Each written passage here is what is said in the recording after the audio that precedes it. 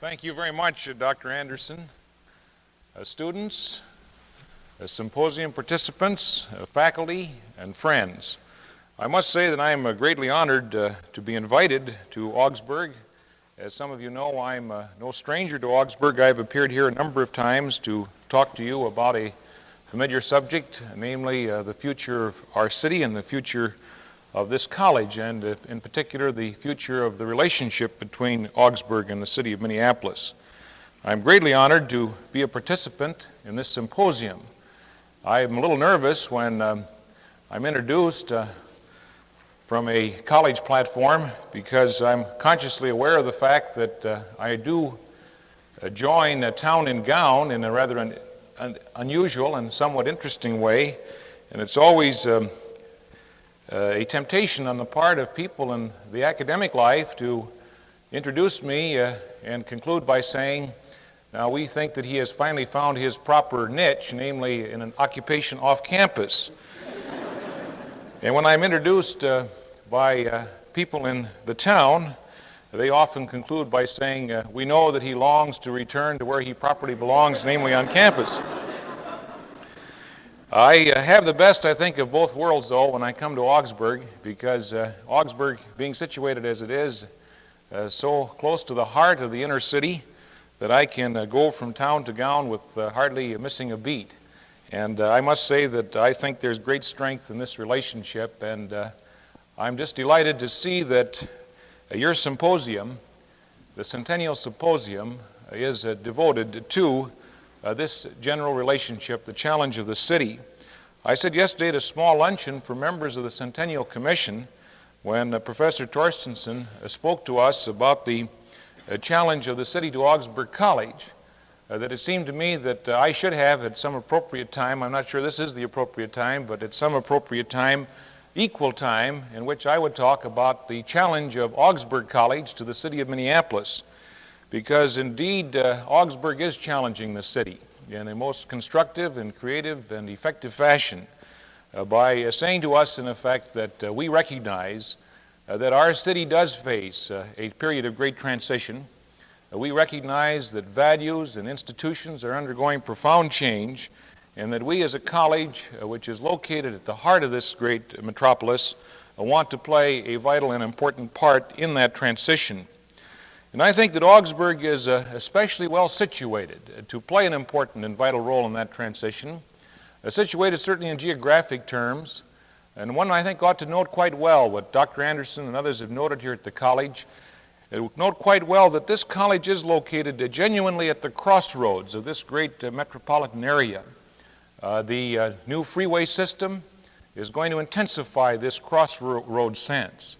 Because in a truly geographic way, we do find this particular area of Minneapolis, the Cedar Riverside area, as being the very nexus of the greatly exploding metropolitan area, close to the University of Minnesota, close to the medical complex, close to the industrial and commercial life of Minneapolis, and just a few moments away from Midway and downtown St. Paul, close to the whole cultural educational ferment that is going to characterize the development of the future.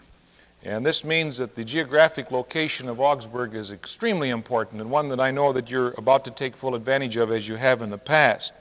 There's a second reason which I think that Augsburg is especially appropriately situated to take advantage of the opportunities of the future, and that is that its long history, reaching now almost 100 years, has been a history in which there has been this concern of the relationship with the community, a concern which is based upon the sense of quality.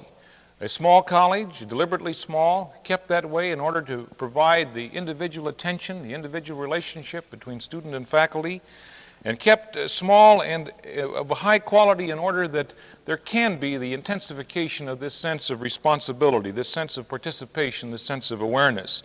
And if there's one thing that the future calls for, it's the intensification of this sense on the part of each individual. And so I want to congratulate and commend Augsburg for its awareness in this field and its determination to provide the best possible contribution that a college can provide as we go into a period of the future which is sure to be extremely complex, extremely difficult, but for those reasons all the more exciting and all the more challenging. And that's, of course, what I want to talk about this morning, and that is the challenge that we face in our city, as we know, as we recognize so fully that we are in a time of urban crisis.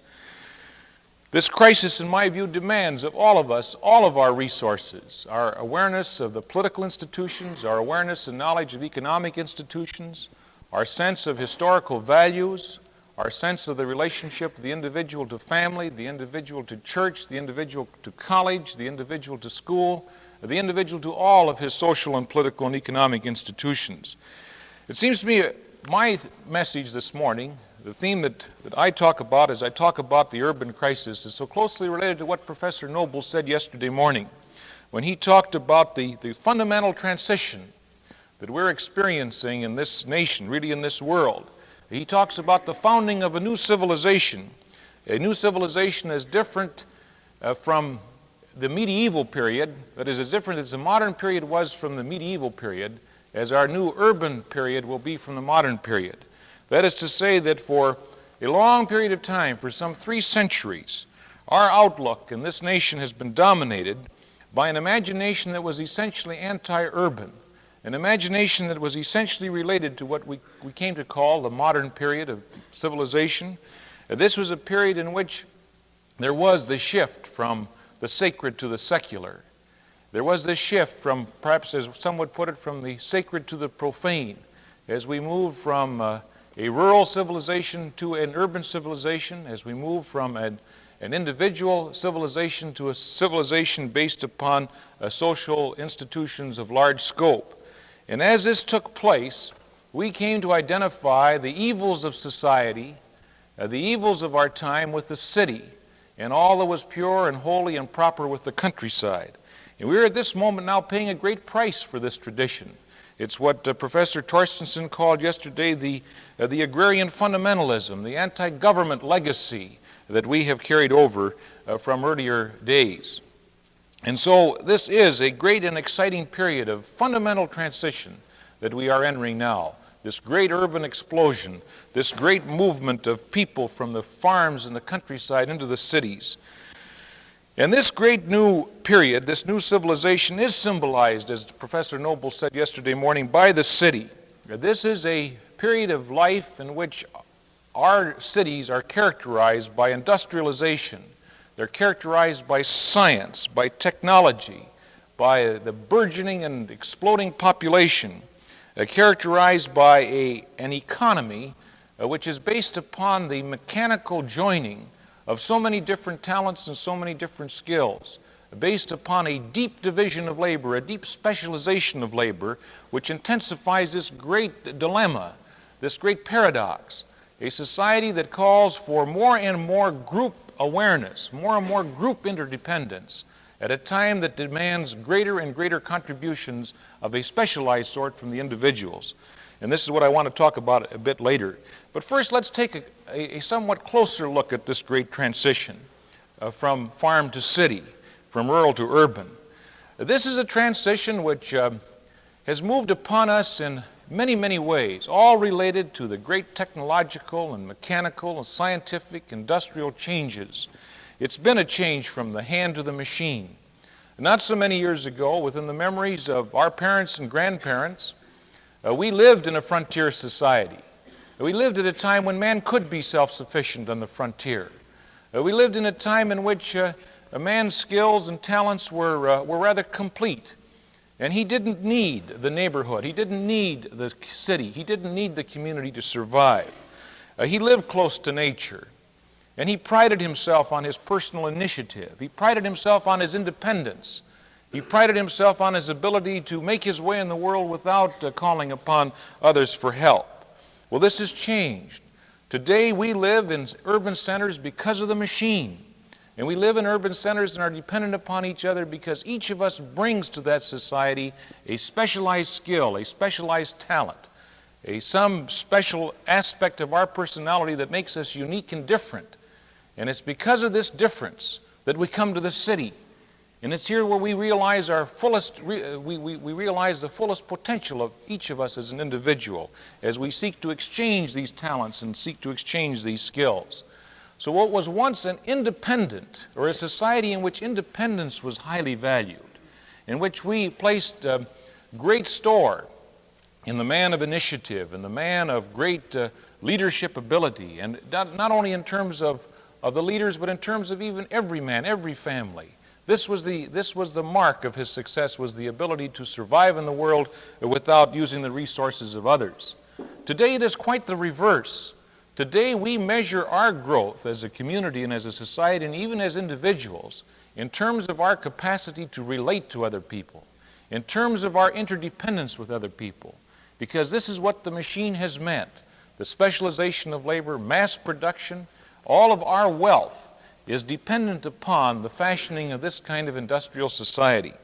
And so we have moved from what was an individualistic society to now what is a social society, a group society. We have moved from being a society in which each of us struggled to achieve the better life by our own initiative to a community now in which we must seek to cooperate, seek to realize that our interdependence is a prime characteristic in the lives of all of us. And as I say, this gives rise to this great dilemma in our lives because, on the one hand, it calls forth greater individualized talent at the same time that it demands of us greater awareness of how we are related to each other and how our interdependence is indispensable to our survival.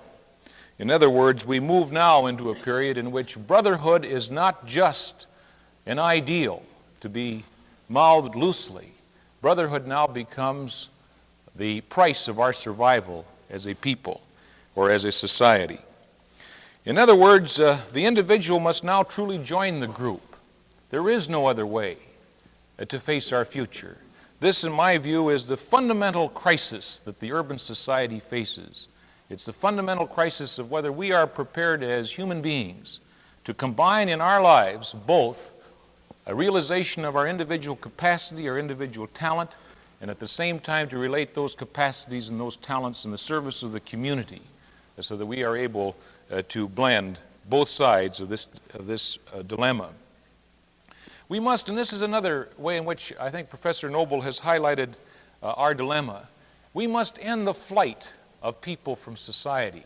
The flight from the city is part of this, the flight from responsibility, the flight from freedom, as Erich Fromm has said, has described this flight. In other words, we have to reverse the tendency which has characterized American life and has characterized, for that matter, much of our society over the world. We must reverse this tendency to pull into ourselves, to see our future in personal and immediate terms. We must, I think, recognize quite honestly that for many people in our nation, we have seen our future in limited terms, and this continues to be a legacy of the past. The suburbanites will tend to see the future in terms of the future of their suburban community. Central city dwellers tend to see the future in terms of what's good for the central city. And I speak from rather a sensitive position on this at the moment because, as you know, so many things of what we try to do is now obstructed by differences between the central city and the suburbs. Businesses will tend to see what is good for their business as being good for the future of the nation, and sometimes will tend to de-emphasize what might properly serve other segments of society. The same is true of labor. Labor leaders will tend sometimes to see the future of the labor movement in limited terms of what might be best for the labor movement, and not recognizing this close interdependence not only between labor and business, but labor and education, labor in the professions, labor in government. And so I think we must end this flight. We must reverse it. This is fundamental to meeting the urban crisis. What we need to see, I think, about our urban society is its enormous variety, its enormous mobility, its enormous range of choice. Now, the enormous range of choice grows out of the technology of our time. It grows out of the industrialization of our society and our economy. We have never known in history a period of time in which an individual could have so many choices before him, such a richness and variety of human experience. And this is something new, which is coming upon us with great rapidity, almost explosively. It's something we're not quite fully prepared to adapt to yet, prepared to accommodate to. As we move to share and to experience this range of choice, and as we move to enjoy the complexity, even enjoy the confusion, we need to be aware of the fact that in order for us to enjoy the complexity and the confusion, that we need to bring some order out of this diversity. And this is what the city is all about. It's an effort to preserve variety, to preserve difference, to preserve mobility, to preserve all those things that give richness to life, and at the same time to do this in the context and in a fashion which preserves a degree of stability, a degree of order, a degree of safety, so that we can make full use of the great advantages and the great possibilities which are created by the industrial society. Well, now this confronts us with a whole series of dilemmas and a whole series of paradoxes as we move from farm to city, as we move from rural to urban, as we move from hand to the machine. We have a whole series of problems that are left as a legacy of the past. And this is what underlays the great urban crisis. One of the problems that we face is our fear of bigness. We have, throughout our history, been cautioned against big government. We've been cautioned against any kind of centralization, any kind of concentration of power. This nation was founded in the concept of freedom from large-scale power, freedom from large-scale authority, freedom from the concentration of governmental responsibility or governmental authority. The result is that we have prided ourselves on keeping government close to the people, keeping government in small units. Result is that today we do not have institutions of government which are adequate to cope with the problems of large-scale planning. This fear of bigness is something which I think we must take a new look at. We must be, I feel, aware of the natural areas over which government must plan if we are to have the degree of order and stability that I mentioned. I don't want to dwell at great length on the problem of metropolitan government, but this is one clear illustration of this. We have in this 7-county area a natural organic area, a natural drainage area. Here is an area served by one large university. Of course, the university serves beyond this area. It serves the entire state, but many of our institutions serve this one large area. As Dr. Anderson has pointed out, we move freely as students living in suburbs to the central city and vice versa, as workers, as professional people, as business people. And now we're faced with all of the great range of problems that beset a metropolitan area. Air pollution, the whole effort to maintain a clean water supply, the sewage disposal, the problem of transportation and transit, the problem of public safety, safety on our streets, the problem of maintaining suitable and effective cultural and educational institutions for this area, and on through so many other services which each of us as individuals or as families or as neighborhoods cannot provide. Whatever we might have been able to do in the past, we can't provide that today. So now we must think in terms of a larger governmental unit. We must think in terms of a state government which has adequate authority and responsibility to provide the care and the programs that are needed to care for those who need assistance in the field of mental health and corrections and who need opportunities in the field of higher education. Well, working against this is this fear of government and the fear of bigness in government. It's a fear that I think is unjustified. It's a fear that grows out of our past that ought to be re-examined. That we should be able, with our great wealth in this nation, and with our great tradition of liberty and freedom, and our constitutional safeguards against our government, we should be prepared to look with openness and with a sense of adventure and a sense of optimism to this great and powerful nation and to say, we will take the steps that we need to take in order to provide all of our people with an educational opportunity. We will take the steps we need to preserve the natural resources of this nation so that our water supply will remain clean and that our air will be clean. And we should take the steps to preserve open space for the future. And we should take the steps to be sure that poverty is eliminated. It's within our grasp to do this. And we should take all the necessary steps we need to eliminate all vestiges of discrimination so that every person, regardless of race and creed or religion, can be brought into full membership in our society. And this means, though, that we must adjust our governmental mechanisms to the needs of the time, and not to think that we can do in 1966 and the years to follow with a governmental mechanism fashioned for more than 100 years ago. We need to think in fundamental terms about the reorganization and the revitalization of our governmental institutions. This is one of the legacies of the past that we need, I think, to fundamentally re-examine. And along with this, closely related to this legacy of the past, is the other one that I've already briefly alluded to, and that is our escape from involvement. It's terrifying to think that in our cities and in our smaller hamlets, it isn't related just exclusively to the large cities. There is this escape from involvement, this flight from responsibility, this feeling that because of the huge impersonal character of society that we somehow do not have responsibility for what happens on the street in front of our house. You've all read the accounts in the newspaper of people who leave automobile accidents or leave people who are being attacked in the streets because they do not want to become involved with the law. This is symptomatic, I think, of something deeper in our lives, which we need to, I think, fundamentally look at. We cannot live in peace and in safety in our larger cities unless we are prepared as individuals to assert our responsibilities towards our neighbors and towards the institutions of law.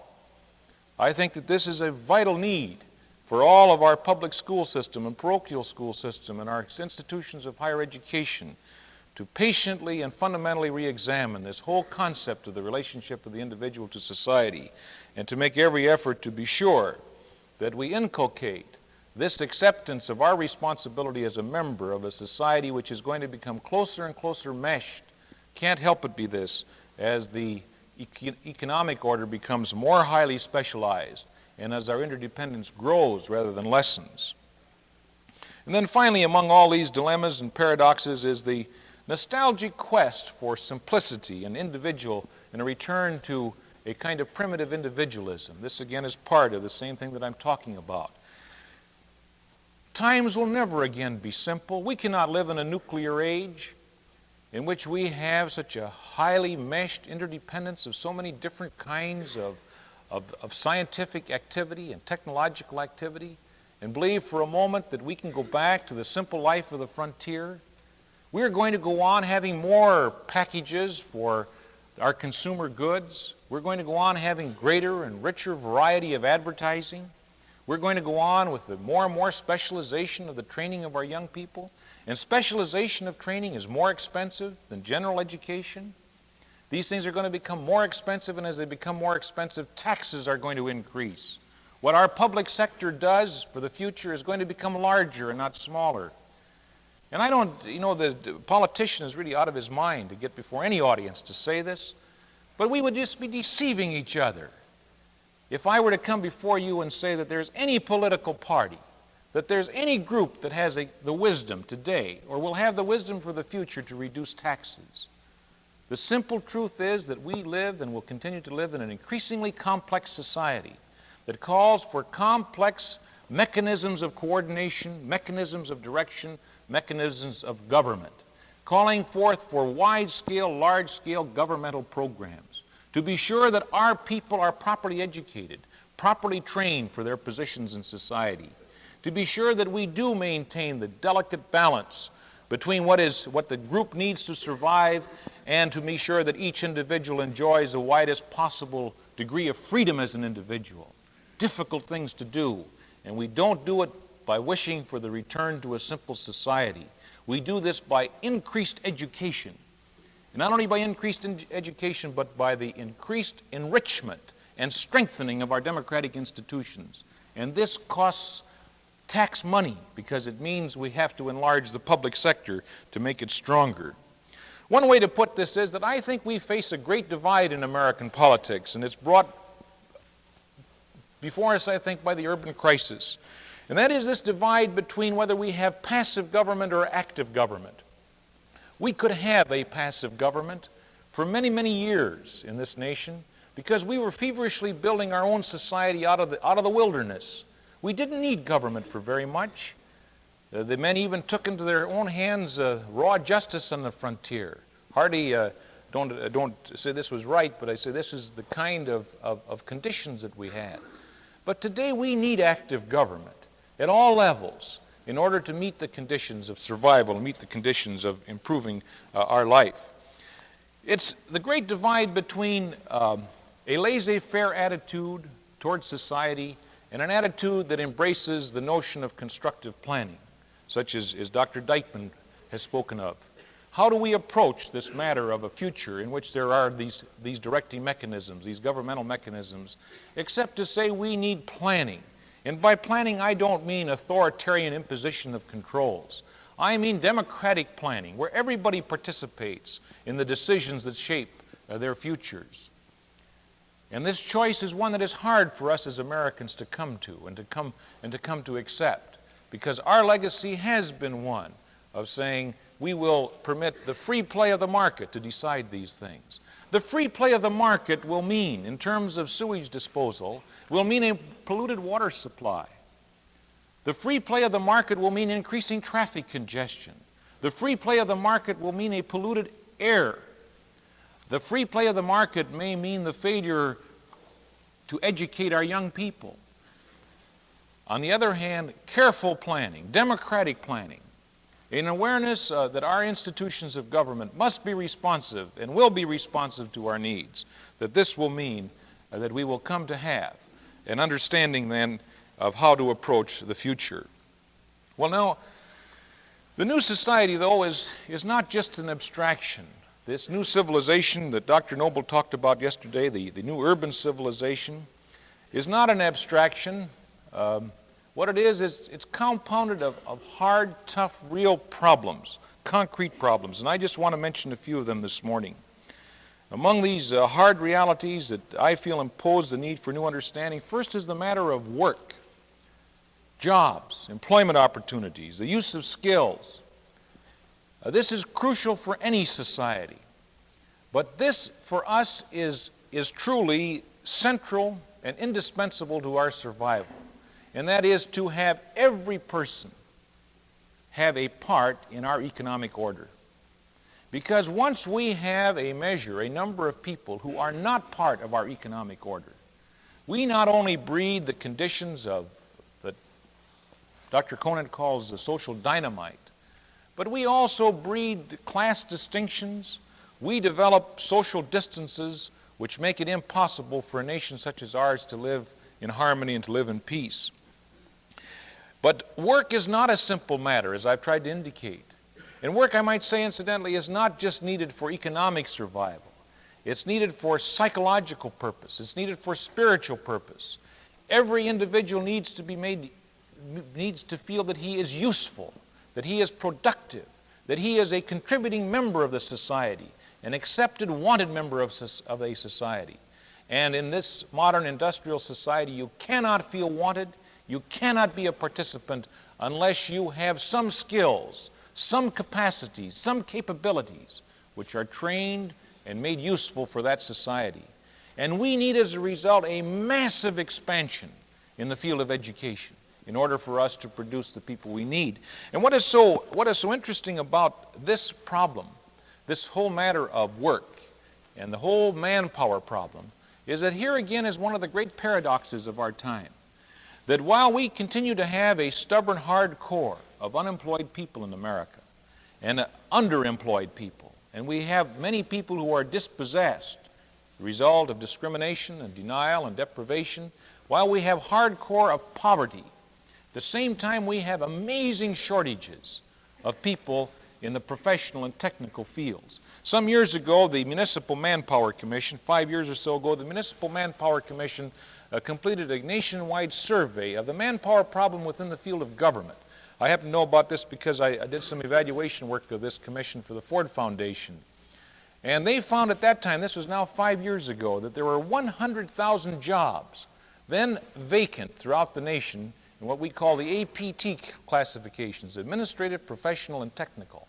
And that's because we have just failed to train enough people in this country. There's a special problem for government, in that government, and particularly municipal governments, have not been sufficiently attractive to young men and women. So the result is that we haven't been filling our vacancies over the country. Well, here are these amazing shortages, and I can say that we aren't going to meet the urban crisis effectively, except as we meet it with effectiveness in the field of manpower, because these programs that we need in government cannot be developed except as we have people of outstanding ability who come to work in municipal government and remain there to make their significant contributions. But certainly the first concrete need of this urban society is the fashioning of programs that make it possible for each person to work and to work productively in the economy. Second, the second hard reality of this urban society is the need for housing. And here I use the term housing in a very broad way. More than just a place to live, it's a place really where the family can have a fighting chance to survive amid all of the distractions and all of the competitions of a modern industrial society, with automobiles and all the rest of what goes into this highly mobile society. The tensions, the pressures that we live on as a result of this industrial society knows a little haven in the family, and that family will have security if there is proper housing for each of our families. So housing becomes enormously important, not just out of compassion for other people to have a house over their heads, or a house or a roof over their heads. It becomes enormously important because the house, becomes the precondition for a stable society. That's why we need to, even with more attention to the federal programs which have emerged in the field of housing, we need to make certain that these programs succeed and that we go beyond that to guarantee for the future that all of our people will have proper places to live. And when I say housing, I'm not just thinking of the home itself. I'm thinking of all of the physical environment, open space, the convenience and comfort and safety of the urban center. Enormously important. A very good friend of ours, of Mr. Dykman's and myself, Charles Abrams, who is the head of city planning at Columbia University, has written a book recently called The City as a Frontier. Some of you may know it. And he points out, and he insists it's not a humorous idea at all on his part, that one of the problems with modern urban life, modern urban centers, is the removal of trysting places for boys and girls. He talks about establishing tristoriums as a vital function for the future, because in the urban center, he says, young men must meet young women, that this is part of the natural way of life. And when we remove the natural trysting places with our programs of urban renewal, we are causing a social breakdown. I don't suppose these young college students would agree with that, Dr. Anderson, but this is the kind of thing that we ought to be concerned about, is the social environment and the physical environment. And this is why the second problem that I point to is housing, and housing that embraces open space, beauty, all those things that refresh and revitalize the soul. These things must be taken into account as the new urban society is faced in a realistic sense. Related to this is the third need of health. When one envisions what is ahead of us in this modern society in terms of the scientific improvements in the field of medicine, life is going to be extended even longer. We're going to have larger populations. And now the benefits of health can be widely disseminated.